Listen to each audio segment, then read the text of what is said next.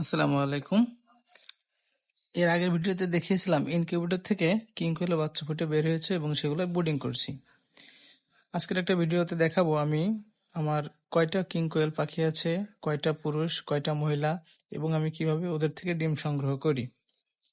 আচ্ছা, আমার এখানে মূলত কিং কোয়েল আছে হচ্ছে 8টা, 4টা মেল আর 4টা ফিমেল, অর্থাৎ আমি 1:1 অনুপাতে এখান থেকে 20 ডিম সংগ্রহ করি এবং সেই ডিমগুলা ইনকিউবেটরে বসিয়ে বাচ্চা ফুটিয়েছি, আপনারা দেখেছেন আগের ভিডিওতে। আর সেই বাচ্চাগুলো এখন বোর্ডিং চলছে, সেই ভিডিওটাও আপলোড করেছি। আর এটা হচ্ছে ডিম সংগ্রহ করছি, সেই ডিম সংগ্রহের একটা ভিডিও আপলোড করছি।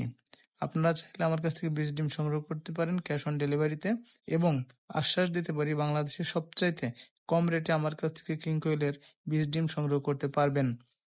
এবং চাইলে 10 দিনের পরের থেকে যে কোনো বয়সী কিং কোয়েল আমার কাছ থেকে সংগ্রহ করতে পারবেন।